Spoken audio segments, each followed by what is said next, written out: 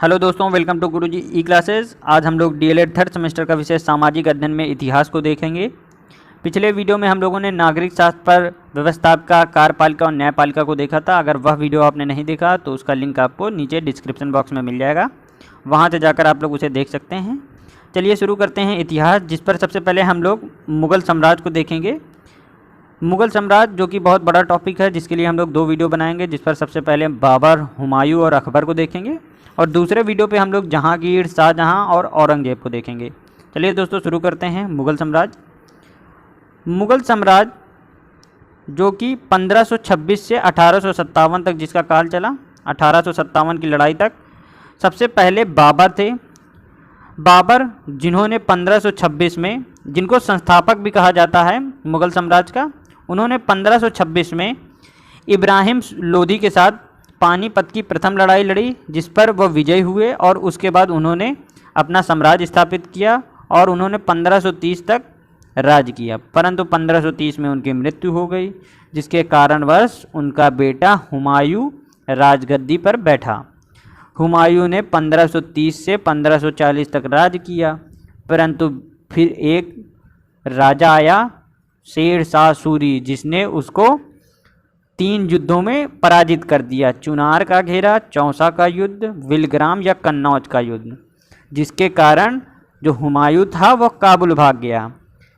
उसके बाद वह वापस आया अपना साम्राज्य लेने 1555 में, और 1555 में उसने मच्छीवाड़ा सरहिंद का युद्ध लड़ा, जिस पर उसने शेर शाह सूरी को पराजित किया और अपना साम्राज्य वापस लिया।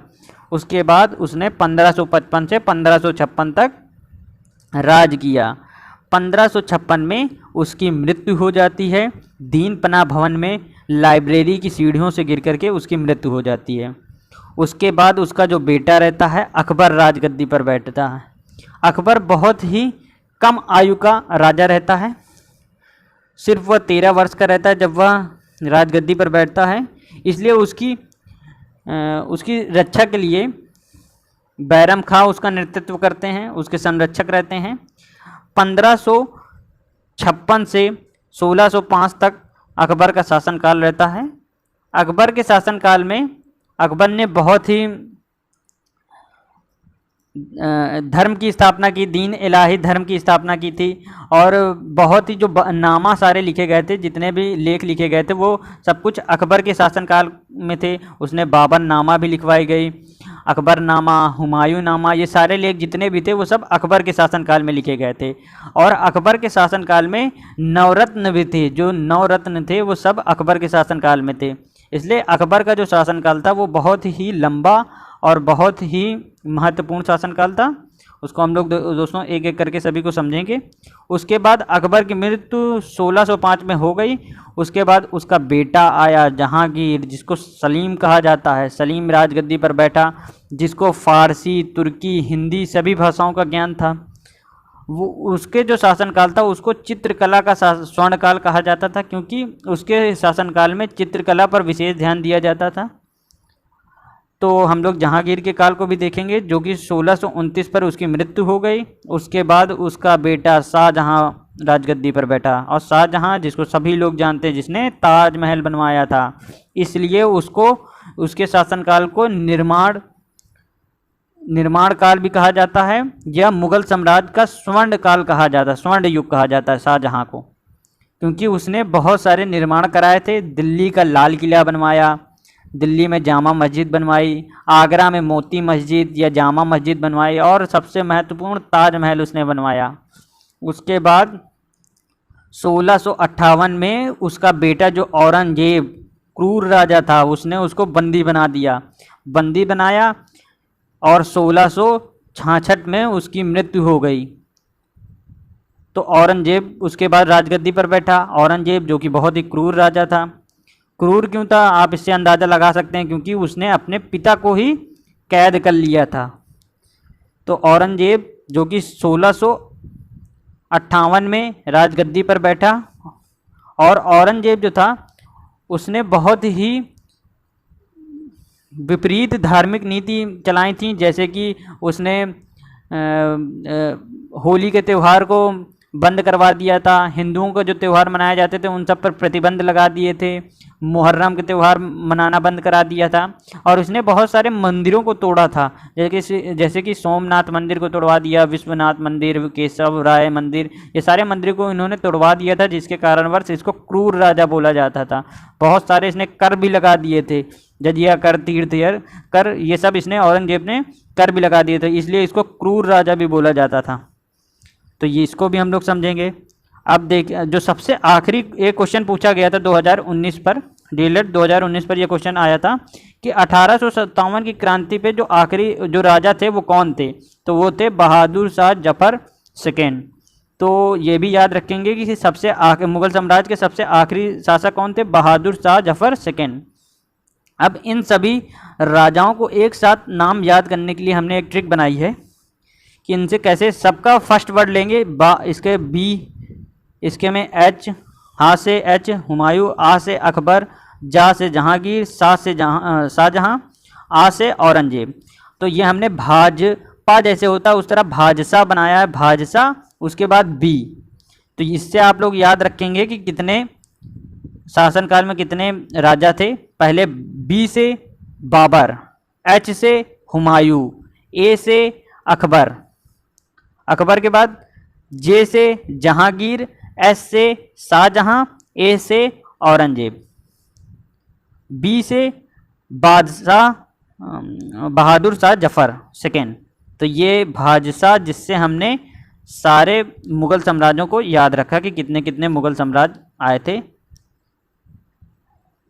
चलिए अब दोस्तों पहले राजा को देखेंगे, बाबर, जिसको संस्थापक कहा जाता है मुगल साम्राज्य का, जिसका 1526 से 1530 तक काल चला, जिसका पूरा नाम था जहीरुद्दीन मोहम्मद बाबर, जिसको मुगल साम्राज्य का संस्थापक कहा जाता है, जिसने प्रथम युद्ध लड़ा, पानीपत की प्रथम लड़ाई इब्राहिम लोदी के साथ बाबर ने लड़ाई की, जिस पर वह विजय हुआ।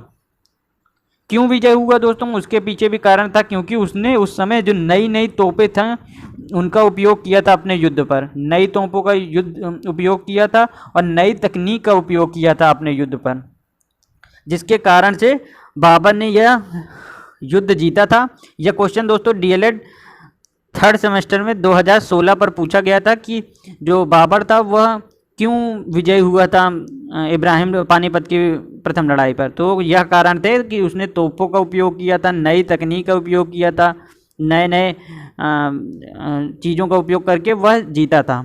उसके बाद देखते हैं दोस्तों आगे, बहादुर, जो ये बाबर था वो बहादुर मंगोल सरदारों के वंशज था, मतलब कि जो इसका परिवार था, जो इसका वंशज थे वो सब बहादुर मंगोल सरदार थे।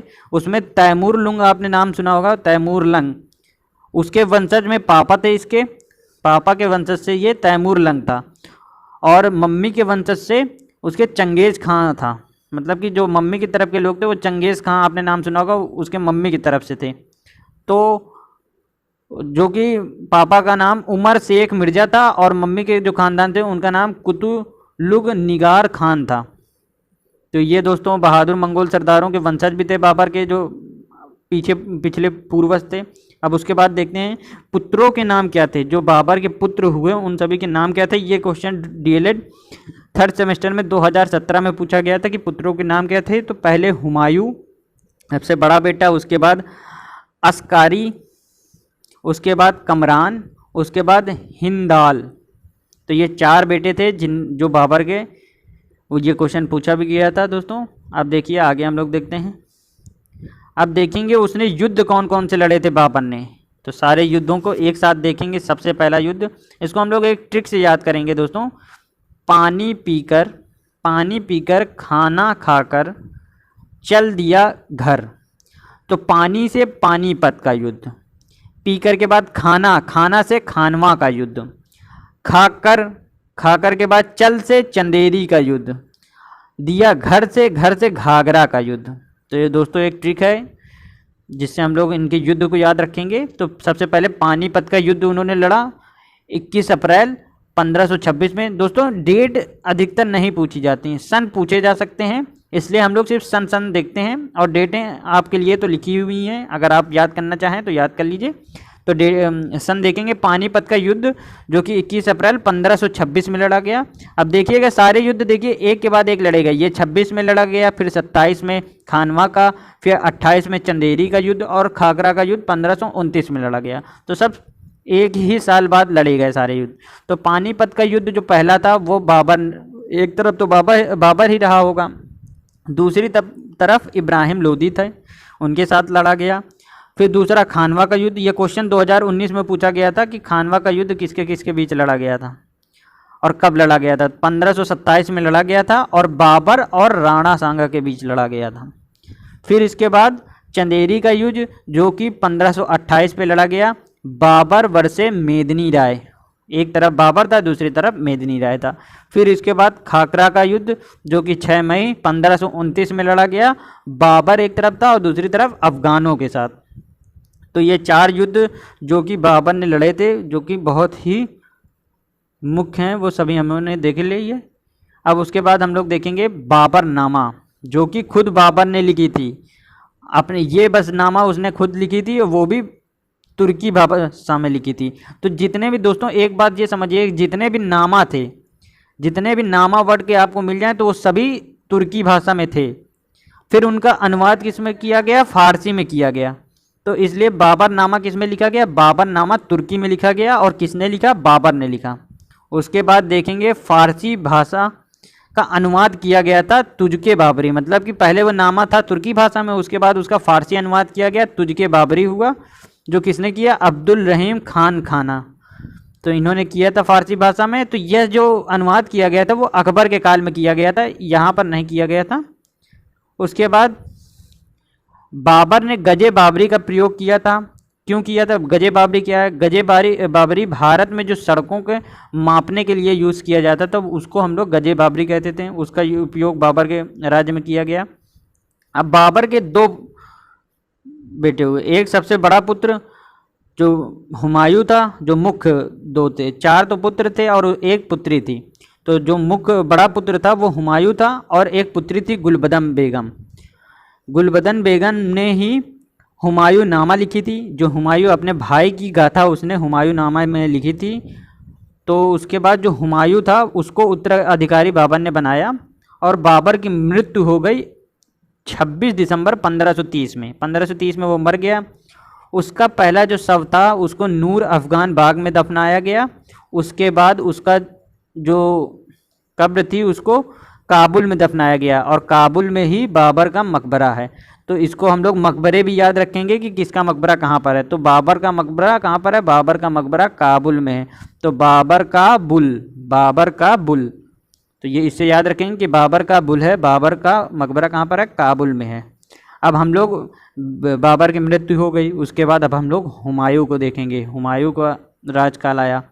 हुमायूं जो कि 1530 से 1540 तक जिसका साम्राज्य चला। उसके बाद शेर शाह सूरी ने आक्रमण कर दिया, उसके बाद वह हार गया। तो 1555 से 1556 तक फिर उसका शासनकाल उसने वापस लिया। उसके बाद उसका शासनकाल चला। तो देखते हैं इसको। उसका जन्म हुआ 6 मार्च 1508 में। स्थान था काबुल, जहाँ पर उसके पिता का शव दफनाया गया। बाबर जहाँ पर काबुल में रखा गया वहीं पर उसका जन्म हुआ। उसने राज अभिषेक कराया आगरा में 30 दिसंबर 1530 में। 29 वर्ष का था। उसके बाद उसने दीन पनाह भवन बनवाया जिसको दिल्ली में है, जिसको पुराने किले के नाम से जाना जाता है। 1533 में उसने कौन कौन से युद्ध लड़े, ये महत्वपूर्ण युद्ध हैं जो उसने लड़े हैं। तो सबसे पहला युद्ध कालिंजर का युद्ध, जो कि कालिंजर गुजरात में एक जगह है वहाँ पर। तो 1531 में ये युद्ध लड़ा गया। एक तरफ हुमायूं था, दूसरी तरफ राजा प्रताप रुद्रदेव सिंह थे। दूसरा युद्ध दोहरिया का युद्ध था जो कि 1532 में लड़ा गया। एक तरफ हुमायूं थे, दूसरी तरफ महमूद जी थे। उसके बाद तीसरा चुनार का घेरा जो कि 1532 में लड़ा गया। एक किले में लड़ा गया था, किले के लिए लड़ा गया था और उसमें एक तरफ हुमायूं थे, दूसरी तरफ शेर शाह था। और बाद में उस पर शेर शाह के साथ समझौता हो गया, परंतु शेर शाह यहीं पर नहीं शांत बैठे, उसने चौसा का युद्ध लड़ा फिर से। और वह 1539 में लड़ा गया, जिसपे हुमायूं एक तरफ थे, दूसरी तरफ शेर खां थे और शेर खां की विजयी हो जाती है। गंगा नदी के तट पर यह युद्ध लड़ा गया था, जिस पर शेर खां की विजयी हो गई और उसने शेर शाह की पदवी धारण कर ली। यह क्वेश्चन दोस्तों पूछा भी गया था डीएलएड 2016 में कि चौसा का युद्ध कहाँ पे और किसके साथ लड़ा गया था। तो चौसा का युद्ध 1539 में लड़ा गया हुमायूं और शेर खां के साथ, जो कि गंगा नदी के तट पर लड़ा गया था, जिस पर शेर खां विजयी हुए थे और उन्होंने शेर शाह की पदवी धारण कर ली थी। ये हो गया दोस्तों। अब देखेंगे जो आखिरी युद्ध जिसके बाद हुमायूं काबुल भाग गया था, वह था बिलग्राम या कन्नौज का युद्ध, जो कि 1540 में लड़ा गया, जिस पर हुमायूं हार गया और शेर खां या शेर शाह सूरी जीत गया और हुमायूं काबुल भाग गया और जो शेर खां था उसने आगरा व दिल्ली पर पूरा अपना साम्राज्य स्थापित कर लिया। अब ये आप लोग ये भी कह सकते हैं कि जब हुमायूं काबुल की ओर भागा तो उसका एक स्वर्ण अच्छा दिन भी थे, क्योंकि उसी समय उसका विवाह पत्नी हमीदा बानो बेगम के साथ हुआ 1541 में, और हमीदा बानो बेगम से ही अकबर का जन्म हुआ, जो कि बहुत बड़ा राजा बना, सम्राट अकबर। तो इसलिए उसका अच्छा काल भी था काबुल चले जाना। उसके बाद वह वापस आया, उसने मच्छीवाड़ा और सरहिंद का युद्ध लड़ा, जिस पर उसने अधिकार जीता, उसने शेर शाह सूरी को हराया। उसके बाद उसने उस पर पुनः कब्जा किया 1555 पर और दिल्ली पर उसका अधिकार हो गया। उसके बाद 1501 साल के बाद ही उसकी मृत्यु हो गई। और मृत्यु कैसे हुई? उसकी दीन पनाह जो भवन उसने बनवाया था, जिसको पुराना किला कहा जाता है, दिल्ली पर है, उस पर लाइब्रेरी थी। उस लाइब्रेरी की जो सीढ़ियाँ थीं, उन सीढ़ियों से गिर करके इसकी मौत हो गई। इसलिए उसके बाद उसका बेटा अकबर राजगद्दी पर बैठा। परंतु उससे पहले हम लोग दोस्तों शेर शाह सूरी के बारे में थोड़ा पढ़ेंगे, जिसको शेर खां कहा जाता है और वह वो सूरी साम्राज्य का संस्थापक भी जिसे कहा जाता है। और इससे क्वेश्चन भी पूछ लिए जाते हैं एक दो, तो जिसलिए हम लोग शेर शाह सूरी को पढ़ेंगे, उसके बाद अकबर को पढ़ेंगे। तो शेर शाह सूरी, जिसको सूरी साम्राज्य का संस्थापक कहा जाता है, इसने दोस्तों जीटी रोड बनवाया था, जो कि अभी भी जानी मानी इसका सबसे बड़ा काम था, जो इसने जीटी रोड बनवाया, जिसका फुल फॉर्म है ग्रैंड ट्रैंक रोड। तो यह उसने सबसे बड़ा योगदान दिया, निर्माण करवाया। और शेर शाह सूरी का जो मकबरा था वो कहाँ पर है? सासाराम पर, बिहार पर स्थित है। और क्वेश्चन 2016 में ये पूछा गया था डीएलएड में कि शेर शाह सूरी के बचपन का नाम क्या था। तो उसके बचपन का नाम फरीद खां था, फरीद खां। याद रखिएगा दोस्तों कि उसके बचपन का नाम फरीद खां था। और एक क्वेश्चन और भी बन जाता है कि शेर शाह की व्यवस्थाएं बताइए कि उसने कौन कौन सी व्यवस्थाएं उसकी थीं। तो दोस्तों सबको एक एक तरीके से समझ लेंगे। सबसे पहले प्रशासनिक व्यवस्था, जो कि उसकी प्रशासनिक व्यवस्था 4 भागों में विभाजित थी।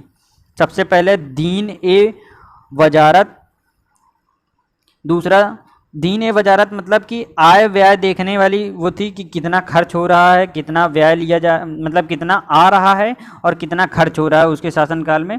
तो दीन ए वजारत उसके प्रशासन व्यवस्था थी, जिस पर उसके मनी से रिलेटेड चीज़ें रखी गई थी। दीवान ए आरिज, जिस पर सेना, संगठन और शिक्षा का विषय रखे गए थे।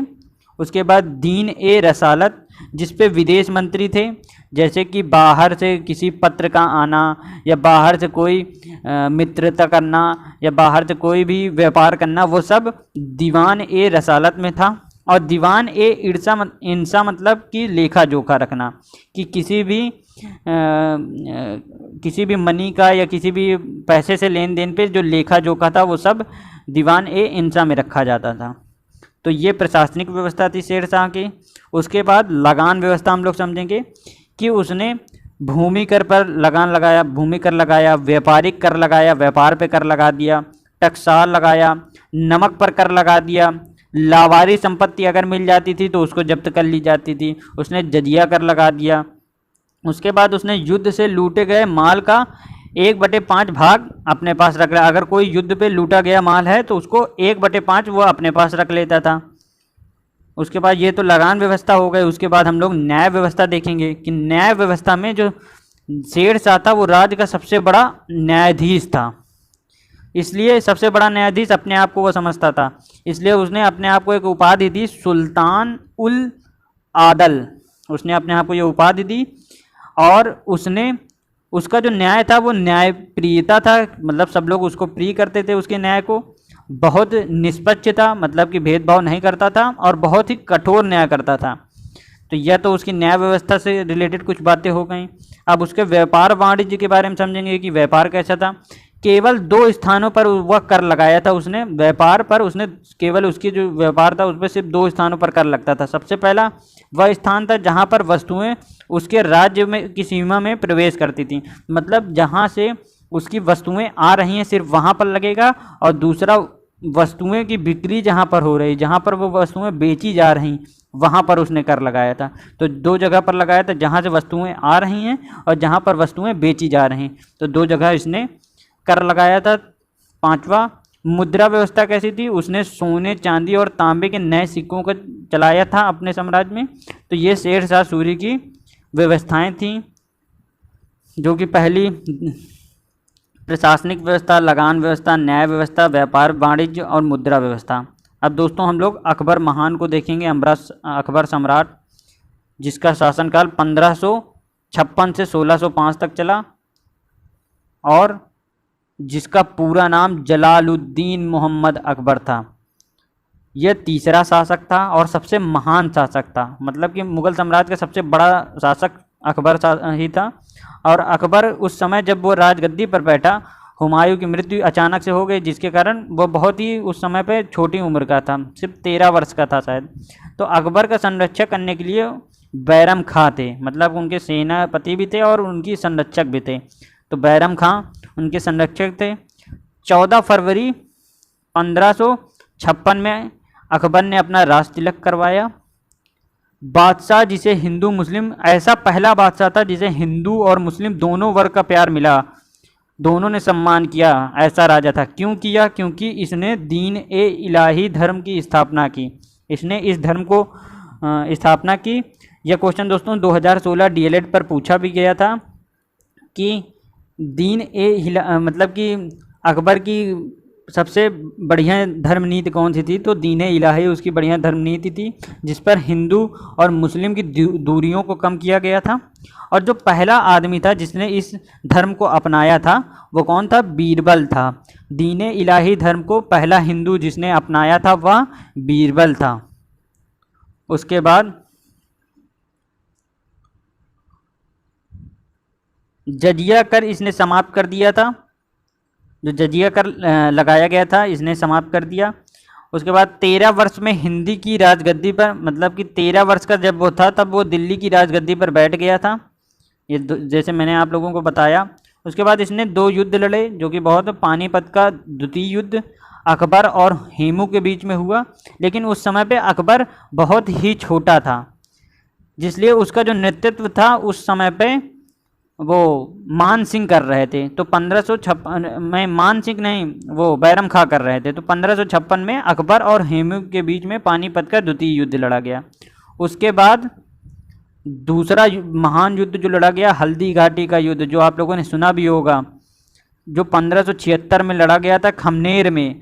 अकबर, मतलब एक तरफ मुगल थे दूसरी तरफ मेवाड़ था। अकबर का जो संरक्षक थे वो उस समय पे बैरम खान नहीं कर रहे थे दोस्तों, उस समय मान सिंह कर रहे थे। और दूसरी तरफ जो मेवाड़ थे, मेवाड़ के राजा आपको पता होगा महाराणा प्रताप थे। तो ये हल्दी घाटी का युद्ध भी बहुत ही प्रसिद्ध हुआ। तो 2 युद्ध जो बहुत महत्वपूर्ण थे, पहला पानीपत का द्वितीय युद्ध जो कि अकबर और हेमू के बीच में लड़ा गया, और दूसरा हल्दी घाटी का युद्ध जो कि अकबर और मेवाड़, मतलब कि अकबर और महाराणा प्रताप के बीच में लड़ा गया था। अब कौन कौन से लेख लिखे गए, नामा लिखे गए अकबर के काल में, ये इससे क्वेश्चन भी बनता है। तो सबसे पहले जो बाबर नामा, जो बाबर ने तुर्की भाषा में लिखे थे, सारे नामा तुर्की भाषा में होते हैं। बाबर ने जो बाबर नामा तुर्की भाषा में लिखी थी, उसको तुझके बाबरी में अनुवाद, फारसी अनुवाद किया गया, जो किसने किया? अब्दुल रहीम खाने खाना ने किया। दूसरा हुमायूं नामा, जो उसकी जो बुआ थी, अकबर की बुआ मतलब कि गुलबदन बेगम, और वो हुमायूं की बहन थी, तो इसलिए गुलबदन बेगम ने हुमायूं नामा लिखी। अकबर नामा किसने लिखी? अकबर नामा लिखी है अबुल फजल ने। तो ये भी अकबरनामा भी उसके शासनकाल में लिखी गई। और रजमनामा जो कि रामायण और महाभारत का फारसी अनुवाद भी इसके ही शासनकाल में किया गया था। उसके बाद जो अकबर की मृत्यु हो जाती है 1605 में, और अकबर का जो मकबरा होता है वो सिकंदराबाद में आगरा पर दफनाया गया, वहाँ पर उसका मकबरा बना। तो यह तो थी दोस्तों हम लोगों की अकबर के विषय में। अब देखते हैं उसका नवरत्न कौन कौन से थे उसके शासनकाल में। तो सबसे पहला बीरबल था, दूसरा तानसेन जो कि गाने के सबसे सम्राट माने जाते हैं, तीसरा मानसिंह जिन्होंने हल्दी घाटी का युद्ध लड़ा था, मानसिंह उनका नेतृत्व किया था उनकी सेना का, वो वही मानसिंह है। उसके बाद अब्दुल रहीम खाना, फिर पांचवें भगवान दास थे, छठे हकीम हुक्कम थे, सातवें मुल्ला दो प्याजा, आठवें अबुल फजल और नौवें डोडार माल। ये 9 जो थे वो नवरत्न थे अकबर के दरबार में। और अकबर ने एक और काम किया था, बुलंद दरवाज़ा बनाया था जो कि फतेहपुर सीकरी पर था, और वहीं पर शेख सलीम चिश्ती की दरगाह है जो कि अकबर के समकालीन थे। तो दोस्तों ये कुछ अकबर से रिलेटेड बातें थी, ये हम लोगों ने अकबर सम्राट को देख लिया। अब उसके बाद कल के वीडियो में दोस्तों हम लोग जहांगीर और शाहजहां और अकबर औरंगजेब को देखेंगे। आज का वीडियो दोस्तों बस इतना ही। Thank you for watching video.